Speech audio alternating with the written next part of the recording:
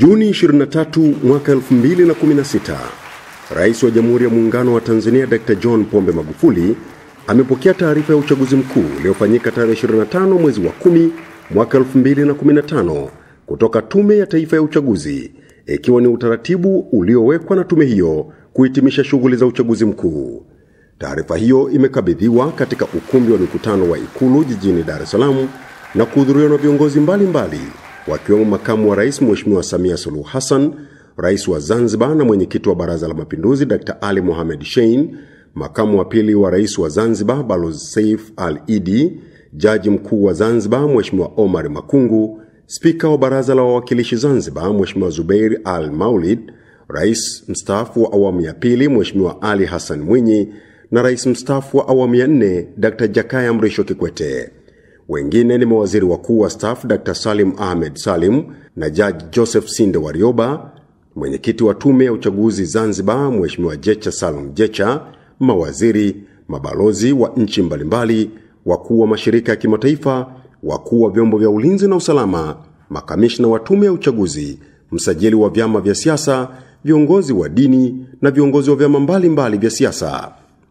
Akitoa taarifa ya uchaguzi mkuu huo, mwenyekiti wa Tume ya Taifa ya Uchaguzi Jaji mstaafu Damian Lubuva amesema uchaguzi huo umefanyika kwa mafanikio makubwa, ambapo jumla ya Watanzania walioandikishwa kupiga kura walikuwa milioni 23,161,440, sawa na 96.9% ya makusudio ya kuandikisha Watanzania milioni 23,901,471, na kwamba Watanzania milioni 15,596,110, sawa na 67.34% walijitokeza kupiga kura. Katika chaguzi 4 tulizofanya chini ya mfumo wa vyama vingi, tumekuwa tukitoa mapendekezo ya aina hii, lakini bahati mbaya hata waheshimiwa wabunge, hata kama wapo hapa, sioni haya kusema kwamba uchaguzi ukishaondoka yaelekea hata wabunge wenyewe hawaoni uzito wake. Wanasema tume ya uchaguzi inakuwepo wakati wa uchaguzi tu. Kumbe tume ya uchaguzi inabidi iwemo kila wakati ikiendelea shughuli zake, isiwe tu ni kipindi cha uchaguzi. Mheshimiwa Rais,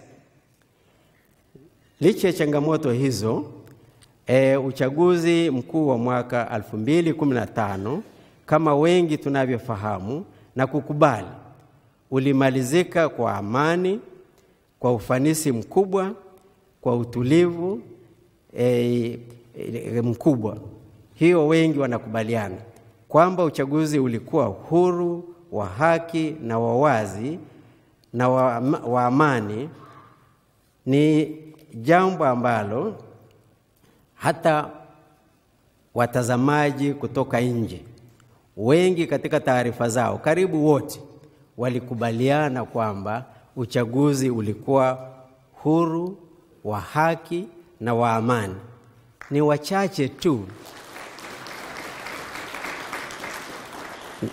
wachache tu ambao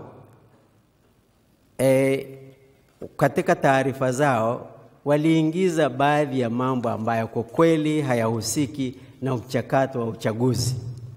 Kwa lugha nyingine, Mheshimiwa Rais wa Zanzibar, nilijifunza Kiswahili kule Zanzibar nilipokuwa mwanasheria mkuu miaka 7.5. Kwa lugha nyingine kwamba katika watazamaji wachache waliingiza kile ambacho kule Zanzibar tungesema kwamba wamechupia, huku tunasema wanadandia. Yaani katika taarifa zao walichupia kuingiza mambo ambayo kwa kweli hayakuhusika na uchaguzi mwenyewe. Lakini kwa ujumla wengi wa watazamaji walitusifu na wakasema uchaguzi ulikuwa wa uhuru na wa haki na kadhalika. Kwa hiyo kwa hilo, kama kuna mwingine ambaye ana mawazo tofauti, hawa ni wachache, lakini uamuzi mkubwa ni nini? Ni kura zenyewe za wananchi, ambayo hata masanduku ya kura yapo pale, na wananchi wenyewe ndio wanaweza kutoa hukumu kwamba walivyofanya watazamaji kutoka nje kwamba uchaguzi wa Tanzania ulikuwa huru, wa haki na wa uwazi.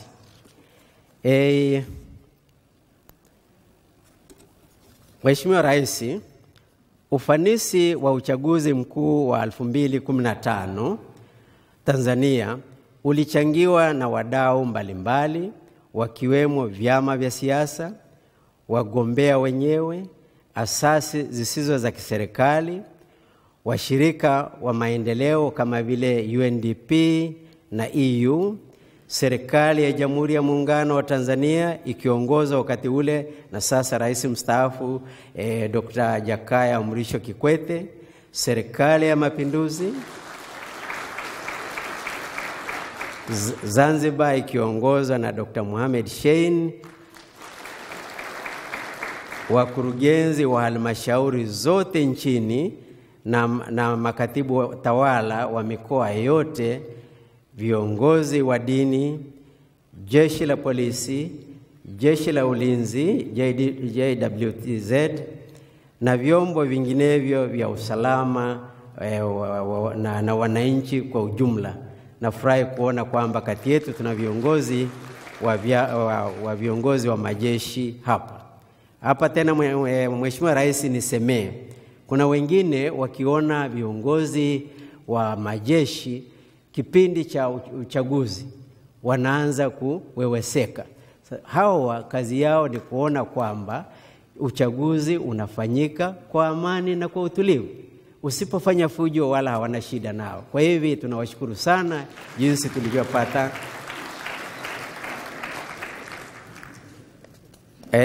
Pamoja na hao, tusisahau Bwana Secretariat wa Tume ya Uchaguzi wakiongozwa na Kailima mkurugenzi, ambaye ndio amekuwa akiongoza timu ya Secretariat ya tume. Na kabla ya hapo nadhani nilimuona Jaji Malaba ndio alikuwa mkurugenzi wetu wakati ule, naye pia tunampongeza sana jinsi alivyokuwa. Katika kipindi hiki tunawaletea hotuba aliyoitoa Rais wa Jamhuri ya Muungano wa Tanzania Dr. John Pombe Magufuli mara baada ya kukabidhiwa taarifa hiyo.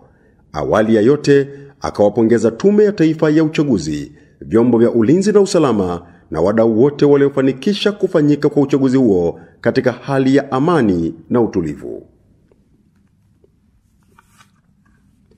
Baada ya pongezi hizo, Rais Magufuli akaeleza kuwa uchaguzi umekwisha na kwamba matarajio yake ni kuwa Watanzania wote sasa watajielekeza kuchapa kazi, huku akionya kuwa serikali yake haitamvumilia mtu yeyote atakayefanya vitendo vya kumchelewesha kutekeleza ahadi alizozitoa kwa wananchi.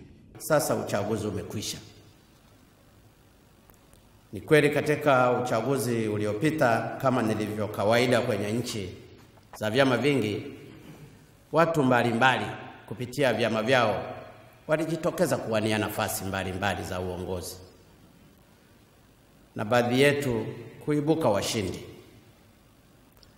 Lakini kwa mtazamo wangu, na bila shaka huu ndio mtazamo wa Watanzania walio wengi, kuwa uchaguzi huo haukuwa na aliye mshindi wala kushindwa. Sisi Watanzania wote kwa umoja wetu ni washindi.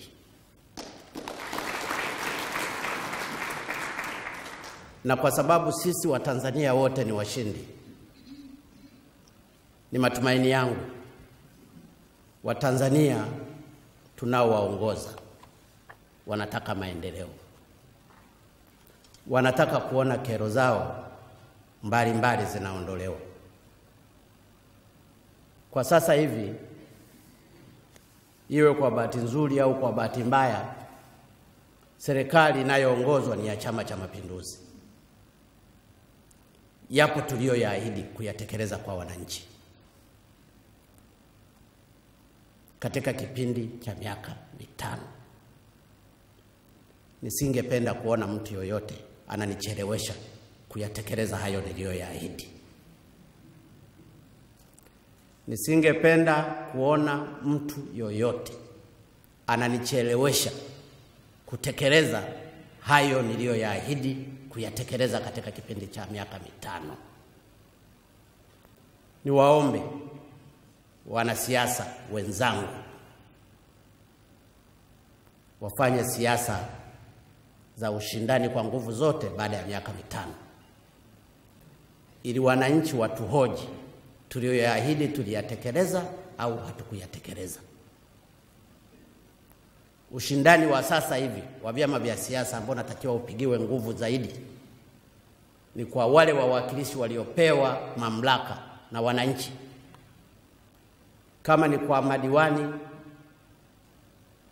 wakapeleke hoja kwa nguvu sana kwenye maeneo yao. Kama ni wabunge, wakazungumze kwa nguvu zote sana bungeni. Lakini hata kuziba midomo nayo ni demokrasia. Kwa hiyo ndio demokrasia ya mwelekeo wa aina yake. Lakini ninachotaka kusema, tumeamua kufanya kazi. Tutashirikiana na vyama vyote katika kuhakikisha tunatatua kero za wananchi. Na huo ndio wajibu wangu. Na hili nitalisimamia kwa nguvu zangu zote. Kila nchi, hata nchi zenye demokrasia, zilizobobea kwa demokrasia, unapokwisha uchaguzi unakuwa wakati wa kazi. Haiwezekani mkawa ni kila siku ni siasa, kila siku ni siasa. Watu watalima saa ngapi? Kila siku ni siasa, kila siku ni siasa. Ni vyema tukatimiza wajibu wetu tuliopewa na wananchi, na wananchi watatupima kwenye hilo.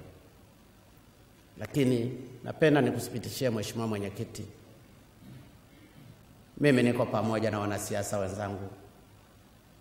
Tutashirikiana kwa nguvu zote. Changamoto zao zote zenye kujenga taifa hili nitazipokea kwa mikono yangu miwili. Ushauri wao nitaupokea kwa nguvu zangu zote. Maombi yao tutashirikiana kwa pamoja ili Mungu aibariki nchi hii. Lengo letu ni kuhakikisha nchi inakwenda mbele. Ninajua wenzangu wamenielewa, na ninaomba wanielewe hivyo. Kuhusu mchakato wa katiba mpya ambayo ni moja majukumu ya Tume ya Taifa ya Uchaguzi, Rais Magufuli ameipongeza tume na bunge la katiba kwa kuufikisha mchakato pale ulipofika, na ameahidi kuwa serikali yake itaendelea kutoka pale mchakato huo ulipoishia. Mheshimiwa Mwenyekiti, umezungumzia swala la msingi la mchakato wa katiba. Mchakato wa katiba ulifika mahali pazuri sana. Napenda nichukue nafasi hii kumshukuru sana Mheshimiwa Jakaya Mlisho Kikwete, Rais mstaafu wa awamu ya 4, Mheshimiwa Dr. Sheni, Rais wa Zanzibar, na kwa hapa makamu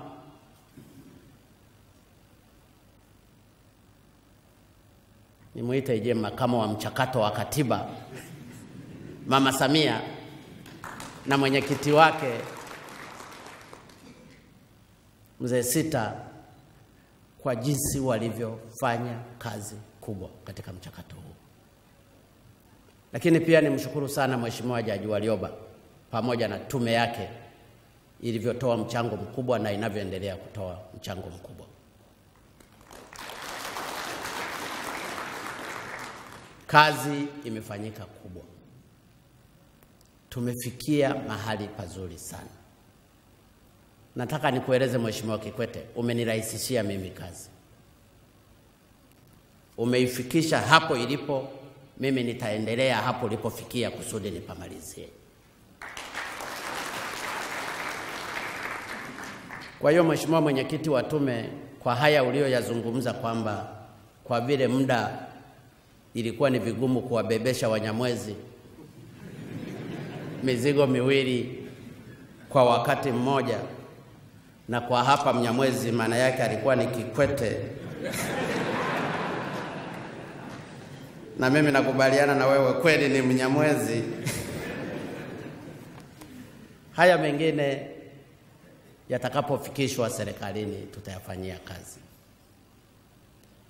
Na wakati tutakapokuwa tunafanyia kazi, inawezekana yakajitokeza mengine ambayo yanaweza kuwa added katika huo mchakato. Katiba ni ya Watanzania, ni kwa faida ya Watanzania.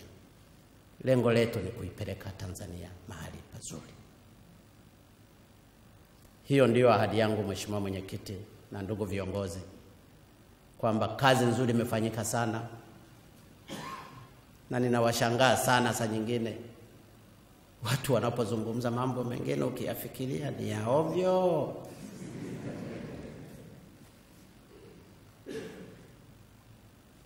Sema fulana ashtakiwe. Sasa mbona na mimi nilikuwemo? Mbona hawajasema mimi nishtakiwe?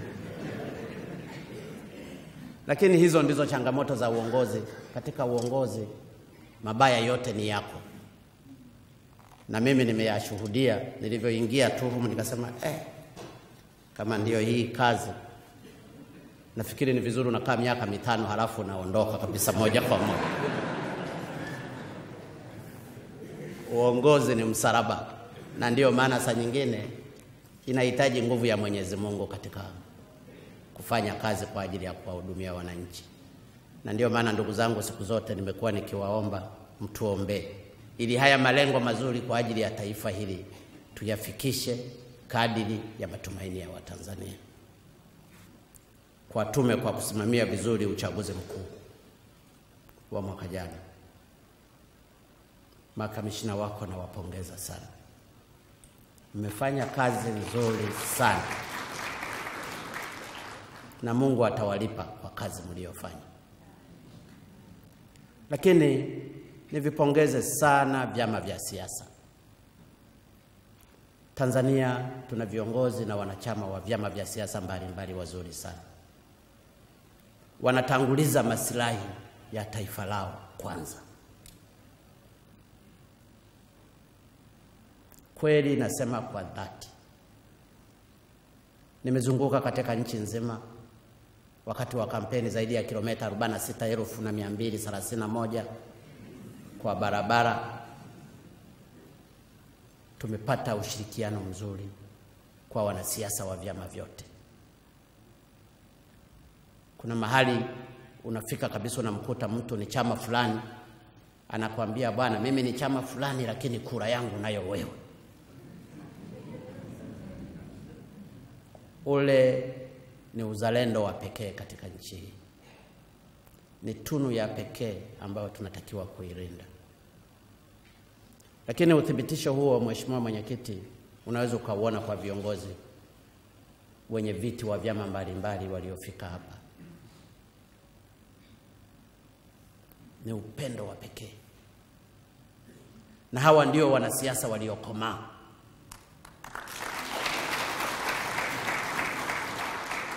Unaweza ukawa mwanasiasa tu lakini kumbe hujakomaa.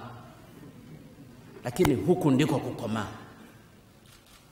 Kama utaniruhusu Mheshimiwa Mwenyekiti, tuwapongeze sana wanasiasa na wajumbe mbalimbali waliofika hapa kwa ajili ya shughuli hii. Napenda kuwathibitishia wanasiasa wenzangu, niko pamoja na ninyi. Hili ni jukumu tu, ni kijiti tu, lakini Tanzania yetu kwanza, maendeleo ya watu wetu kwanza, vyama vyetu baadaye. Lakini pia Mheshimiwa Mwenyekiti, nichukue nafasi kushukuru sana vyombo vya ulinzi na usalama. Vyombo vya ulinzi na usalama havina vyama.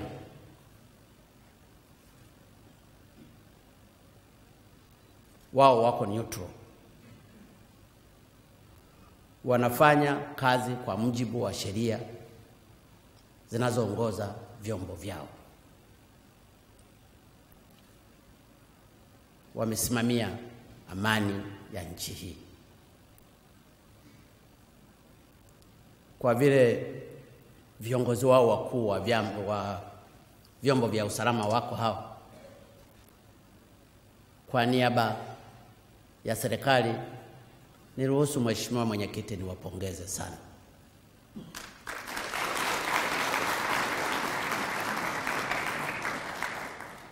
Kwa sababu bila amani na usalama hakuna maendeleo. Bila amani na usalama hakuna hata vyama. Bila amani na usalama hakuna chochote tunachoweza kukifanya. Bila amani na usalama hata tume yako isingekuwepo. Bila amani na usalama hakuna chochote kinaweza kikaenda. Kwa hiyo nawapongeza sana vyombo vya ulinzi na usalama, mfikishe shukrani yangu kwa wote mnaowaongoza. Wametimiza wajibu wao, na Mungu aendelee kuwajalia katika kuhakikisha amani na usalama wa nchi hii unaendelea kudumu na kudumu katika maisha yote.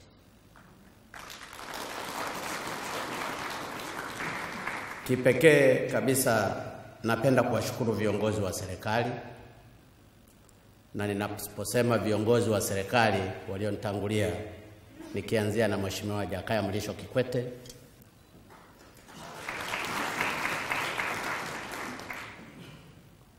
kwanza kwa kuweza kutenga bajeti iliyoiwezesha tume kufanya haya ambayo imeyafanya. Mheshimiwa Kikwete, nakushukuru sana. Wewe kaa utulie kabisa kwa raha zote.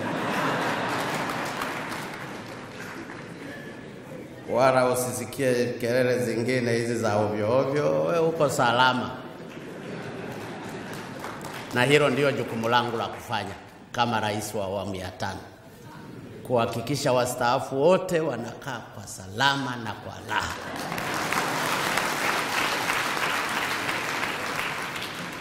Lakini pia kwa upande wa Zanzibar, nimshukuru sana Mheshimiwa Dr. Shein naye kwa kuwezesha kutenga bajeti ya kutosha na kuiwezesha ZEC kufanya uchaguzi wake vizuri.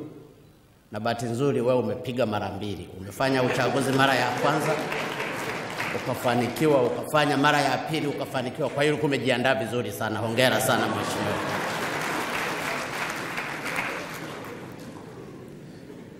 Lakini pia niwashukuru sana viongozi wa vyama vya siasa vyote vya hapa nchini. Kwanza kwa kushiriki kikamilifu katika chaguzi na kuonyesha ukomavu wa siasa katika nchi yetu. Lakini pia kwa viongozi hao wa vyama vya siasa mbalimbali kuweza kuhudhuria katika hafla hii. Nimemwona mzee Mapesa, nimewaona viongozi hapa. Hongereni sana, ninawapongeza sana.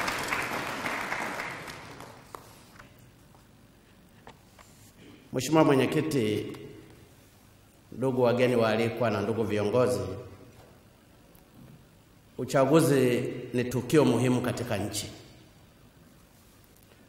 Uchaguzi ni nguzo muhimu ya kukuza demokrasia katika nchi. Kupitia uchaguzi, wananchi hupata fursa ya kuwachagua viongozi wanaowataka kwa hiari.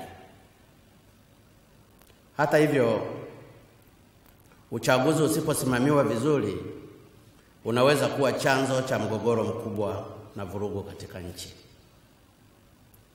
Ipo mifano mingi ya namna chaguzi katika nchi mbalimbali zimevuruga amani, na sina haja ya kuitaja hiyo mifano. Mwezi Oktoba mwaka jana, nchi yetu ilifanya uchaguzi wake mkuu.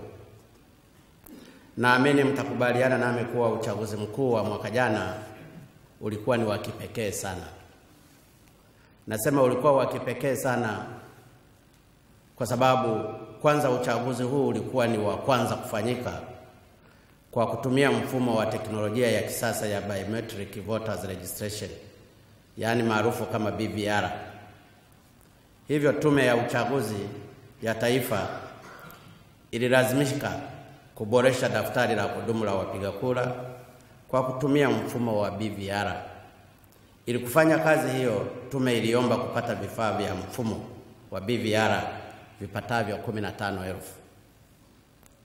Hata hivyo, kutokana na ufinyu wa fedha vilipatikana vifaa 8,000 tu. Licha ya upungufu huo na pia ufinyu wa muda, tume iliweza kukamilisha kwa ufanisi mkubwa zoezi la uandikishaji wa wapiga kura.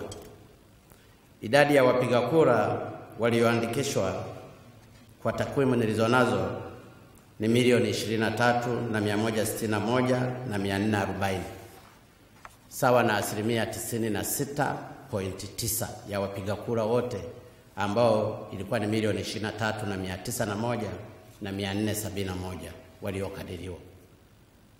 Nawapongeza sana tume kwa kufanikiwa kwa hili. Lakini sababu ya pili ambayo inaonyesha uchaguzi wa mwaka jana ulikuwa wa kipekee ni kwamba uchaguzi wa mwaka jana ulikuwa na ushindani mkali. Ulikuwa wenye mvuto na msisimko wa kipekee ndani na nje ya nchi. Kutokana na hali ya ushindani iliyokuwepo, baadhi ya watu walionyesha wasiwasi kuwa amani na utulivu wa nchi ingeweza kupotea. Hata hivyo, tulimaliza uchaguzi kwa amani. Nchi yetu imebaki kuwa salama na tulivu. Bila shaka, kukamilika vizuri kwa uchaguzi mkuu wa mwaka jana ni matokeo ya kazi kubwa na nzuri iliyofanywa na tume ya uchaguzi pamoja na vyombo vya ulinzi na usalama pamoja na vyama vya siasa na Watanzania kwa ujumla. Hongereni sana. Hivyo nina wajibu kwa mara nyingine tena kutoa pongezi zangu nyingi kwako wewe Mheshimiwa Mwenyekiti, Jaji mstaafu Lubuva, pamoja na sekretarieti ya tume ikiongozwa na mkurugenzi wa uchaguzi ndugu Kairima Ramadhani, kwa kusimamia na kuendesha vizuri uchaguzi mkuu wa mwaka 2015. Mlifanya kazi kubwa sana. Watanzania na watazamaji wa uchaguzi wengi kutoka ndani na nje ya nchi yetu wamekiri kuwa uchaguzi wetu ulifanyika katika mazingira ya uwazi, uhuru, haki na amani. Aidha, nimearifiwa kuwa kutokana na kusimamia vizuri zoezi la uandikishaji wa wapiga kura kwa njia ya BVR, baadhi ya nchi zimeonyesha nia ya kutaka kujifunza kutoka kwenu. Hongereni sana Mwenyekiti.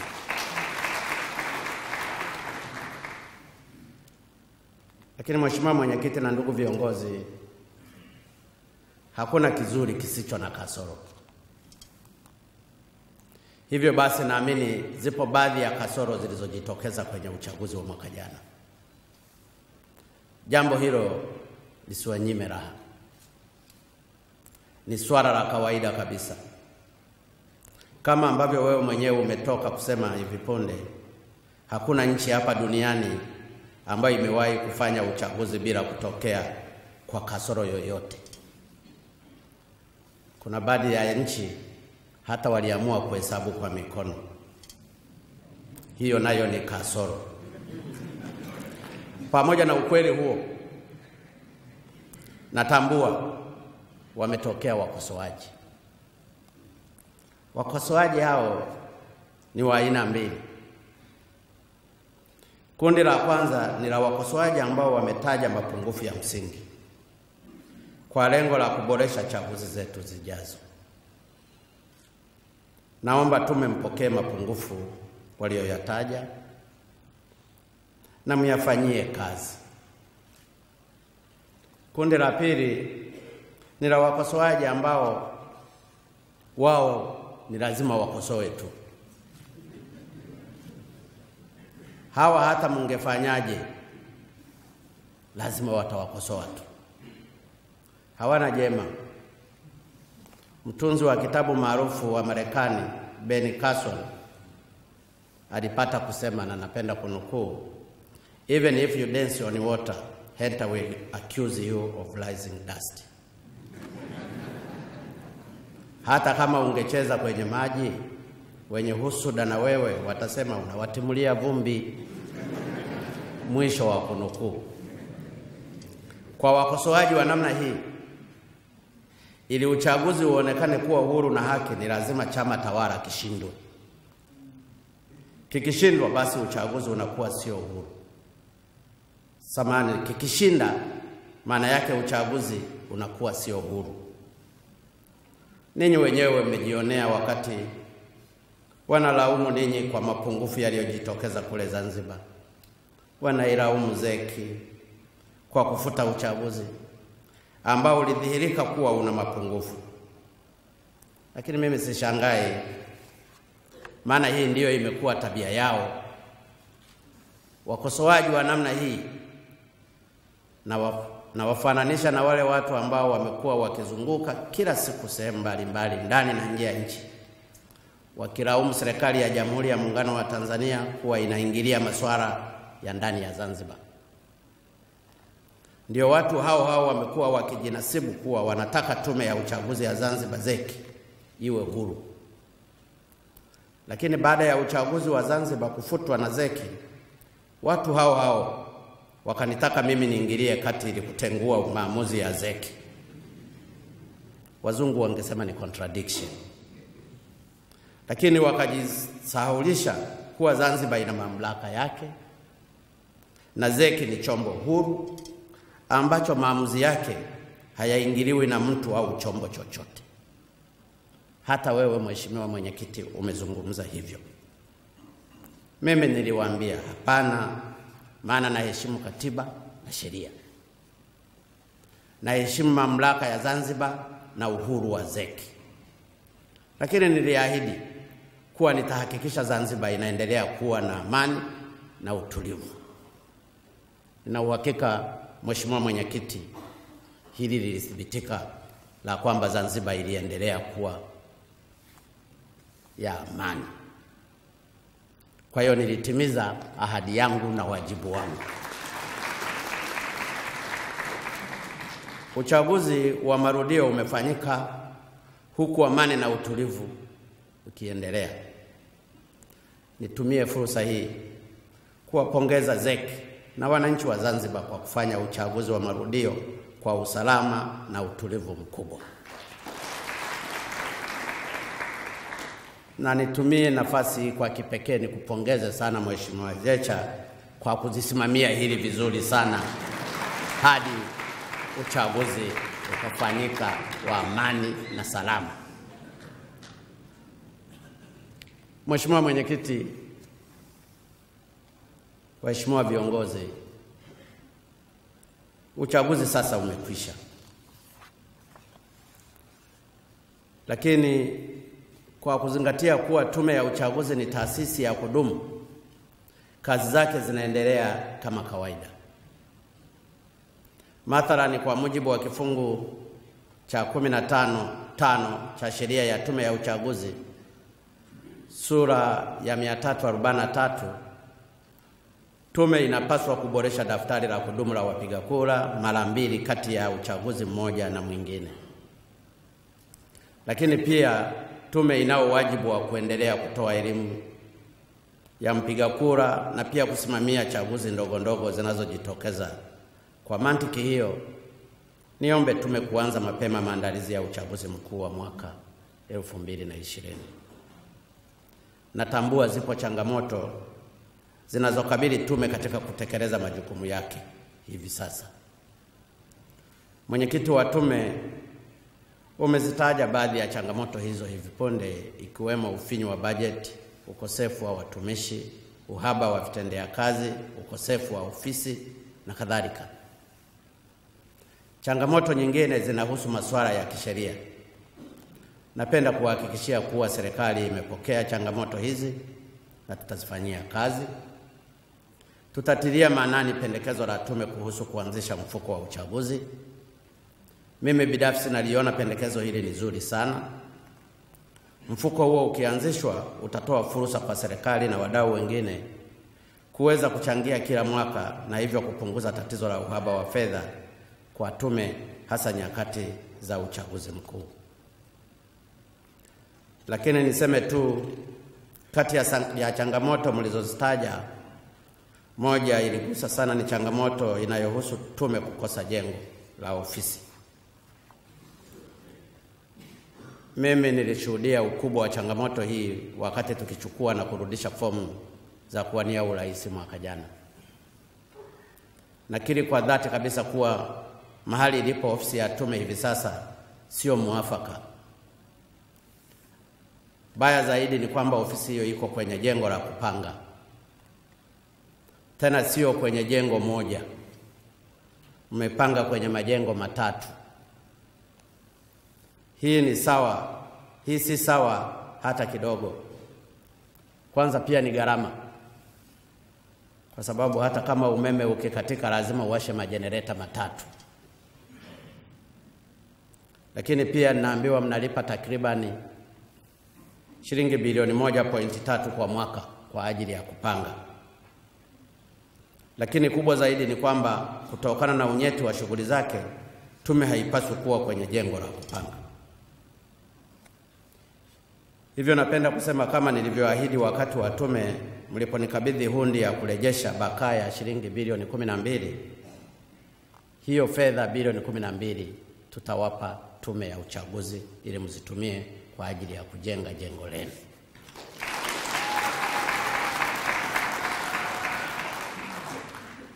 Bilioni 12 zikitumika vizuri, mtakuwa na majengo mazuri sana. Nataka nitoe mfano tu. Hivi karibuni niliombwa na Mheshimiwa Rais mstaafu kusaidia kujenga mabweni Chuo Kikuu cha Dar es Salaam. Nikawa na unapoombwa na mkubwa lazima ukubali. Nikawa nimetoa bilioni 10. Zile bilioni 10 tulipotaka kuzitumia kwenye process ya kawaida, zisingeweza kufika kwenye lengo ambalo tulitarajia. Lakini tukaamua kuwapa TBA, Tanzania Building Agency. Kwa sasa hivi wameanza kujenga flats 20 na kila flats na ghorofa 3 na ita-accommodate wanafunzi wasiopungua 4,000. Sasa kwa ninyi ambao mna bilioni 12, zikitumika kwa mtindo huo huo, inawezekana mkabakiziwa na shilingi bilioni 2. Lakini mkitumia kwenye mtindo unaojulikana, hata hizo bilioni 12 hazitatosha. Kwa hiyo nitoe wito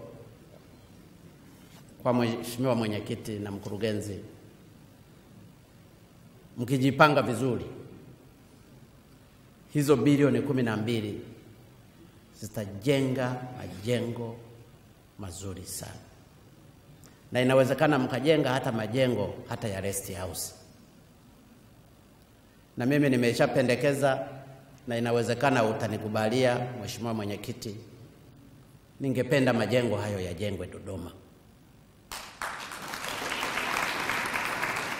ili kusudi wadau wako ambao ni vyama vya siasa vilivyoko Tanzania nzima viwe vinafika vizuri Dodoma. Lakini pia nitakushangaa wewe mwenyekiti kama utakataa kwenda Dodoma na wewe umezaliwa Dodoma. Lakini pia sababu nyingine ya msingi, tutakuwa tunamuenzi baba wa taifa ambaye alisema Dodoma ndio pawe makao makuu. Na kama unavyojua, chama kinachoongozwa na mwenyekiti wangu wa Chama cha Mapinduzi, Mheshimiwa Jakaya Mrisho Kikwete, tayari makao makuu yao yako Dodoma. Sijafahamu makao makuu ya chama cha Mheshimiwa Cheyo kama na chenyewe kitakuwa Dodoma. Lakini nina uhakika kwa tume ya uchaguzi kujenga jengo Dodoma, vyama vingi vya siasa katika nchi hii vitaweza kuhamia Dodoma. Na nina uhakika hata msajili Jaji Mtungi ananiangalia hapa, inawezekana naye akahamia Dodoma. Na kwa sababu hiyo, hata sisi tutakaokuwa tunaomba kura tutaanza kujiandaa kwenda Dodoma. Na kwa njia hiyo tutakuwa tumetimiza lengo na ndoto ya baba wa taifa ya kuhamia Dodoma. Lakini lingine, Mheshimiwa Jaji Ruvuba, mwenyekiti wa tume ya uchaguzi, kama ofisi hiyo mtaijenga Dodoma, tutakuwa pia tumepunguza msongamano katika jiji la Dar es Salaam. Kwa hiyo ninaamini kabisa hizi fedha mtazipata. Mniambie tu mmeshapata kiwanja ili niweze kuwapa instruction waziri anayehusika na fedha wawape hizo fedha zote, mtafute hao makandarasi, muwe na hiyo michoro itakayoonyesha jengo kweli lenye hadhi ya Tume ya Uchaguzi ya Tanzania.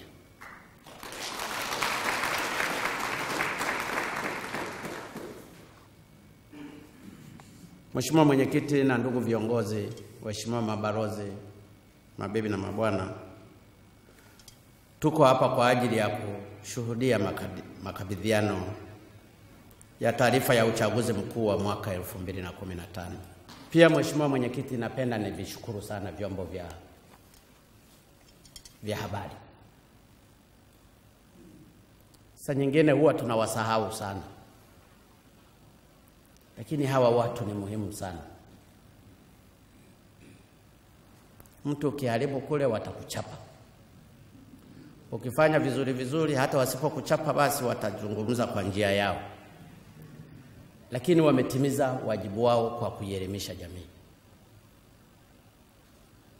Ninawashukuru sana vyombo vya habari, mnafanya kazi nzuri, pamoja na kwamba mnafanya kazi katika mazingira magumu, lakini mtambue serikali ya awamu ya 5 iko pamoja na ninyi.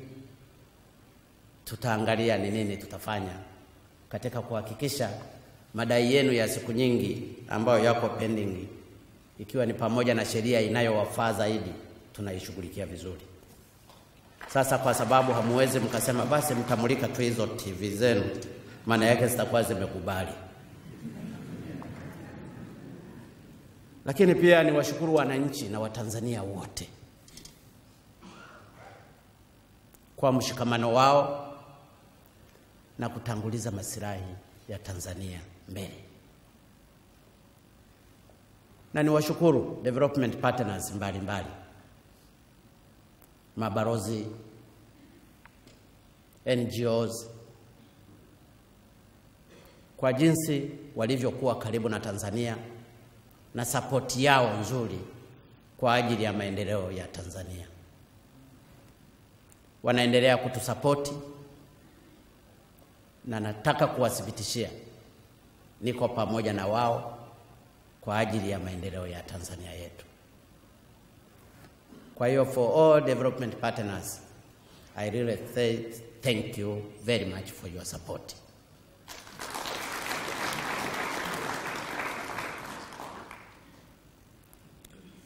Mheshimiwa Mwenyekiti, waheshimiwa viongozi, Mheshimiwa Rais wa Zanzibar,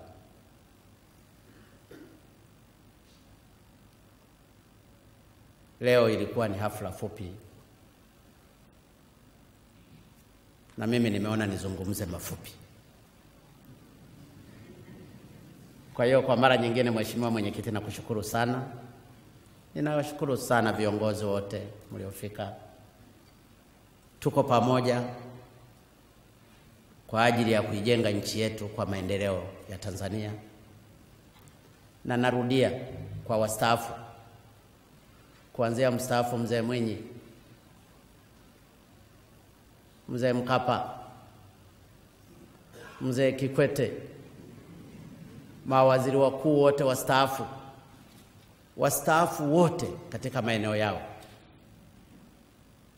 Tutawalinda, tutawasapoti, ili msije mkaona kwamba kustaafu ndiyo njia ya kunyanyaswa na watu wengine. Mjue mimi mtoto wenu nipo. Watachonga lakini nataka kuhakikishia muishi kwa amani. Mengine hata yakizungumzwa myasikie tu, halafu tupa pembeni, wala msihangaike nayo, kwa sababu mimi kiongozi wenu nimepewa wajibu wa kuliongoza taifa hili. Niko pamoja na ninyi na ninafahamu mchango mkubwa mlioufanya kwa ajili ya maendeleo ya taifa hili.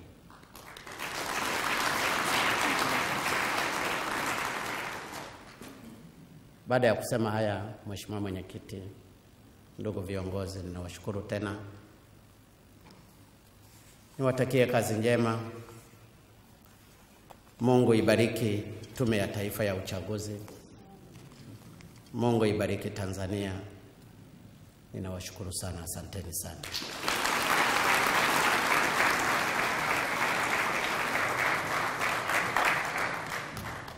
Naam, hayo ndiyo yaliyojiri katika hotuba ya Rais wa Jamhuri ya Muungano wa Tanzania Dr. John Pombe Magufuli alipopokea taarifa ya uchaguzi mkuu uliofanyika tarehe 25 Oktoba mwaka 2015 kutoka Tume ya Taifa ya Uchaguzi NEC. Hadi hapo tumefikia mwisho wa kipindi hiki kwa siku ya leo. Kwa niaba ya timu nzima ya kurugenzi ya mawasiliano ya Rais Ikulu, mimi ni Gerson Msigwa.